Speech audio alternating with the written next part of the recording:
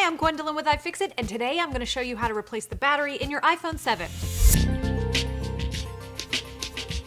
For this repair, you're going to need a spudger, a small suction cup, iFixit opening picks, a P2 pentalobe screwdriver, an eye opener, a tri-point Y000 screwdriver, a Phillips 00 screwdriver, and tweezers. When you do your repair, be sure to follow the step-by-step guide on iFixit.com.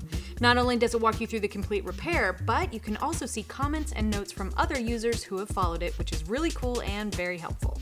As always, make sure your phone is off before you begin this repair. Like previous iPhones, the first things we remove are the two pentalobe screws on the bottom edge of the iPhone.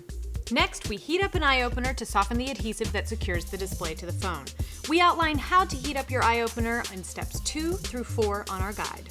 Lay the warm eye opener over the lower edge of the phone to soften the adhesive, holding the display in place. Now attach the suction cup to the lower half of the display assembly just above the home button. Pull up on the suction cup to create a small gap between the display assembly and the rear case. Grab a spudger and insert the flat end into the gap. Slide the spudger to the left along the lower edge of the iPhone. Give the spudger a twist to widen the gap between the display and the rear case. Slide the spudger up the left side of the iPhone, starting at the lower edge and moving towards the loud silent switch. Be sure not to pry the top edge of the display away from the rear case. It's held in place by plastic clips that can break. Now that the left side is done, move over to the bottom right corner and do the same thing on the right side. Pull the suction cup to a 10-degree angle. The display cables run along the right edge, so you don't want to tear them. You can remove your suction cup and slide an opening pick underneath the display along the top edge of the phone to loosen the last of the adhesive. Pull the display assembly away from the top edge of the phone to disengage the clips holding it to the rear case.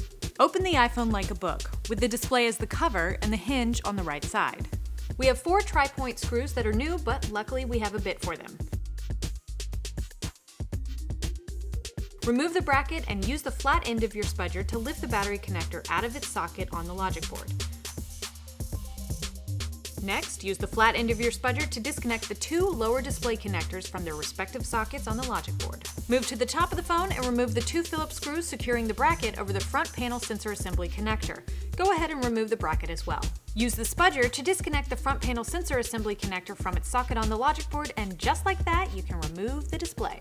Let's remove the 2 Phillips screws securing the barometric vent to the rear case and then just lift it out. Moving on, we need to use the flat end of our spudger to disconnect the Taptic engine connector from its socket.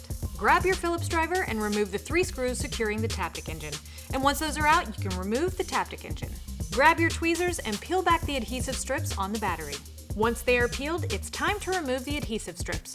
Remember to keep the adhesive flat and unwrinkled while you remove the strips. Slowly pull one battery adhesive tab away from the battery towards the bottom of the iPhone. Now repeat this with the last strip while keeping your finger on the battery so it doesn't fly out of the phone. If by any chance your strips rip, we have a heat and pry method on our guide in step 30. You can easily remove the battery now.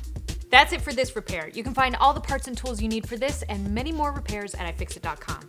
Don't forget to subscribe to our YouTube channel to stay up to date on all our latest teardowns and repair videos. You can follow us on Twitter at iFixit and give us a like on Facebook at facebook.com/iFixit.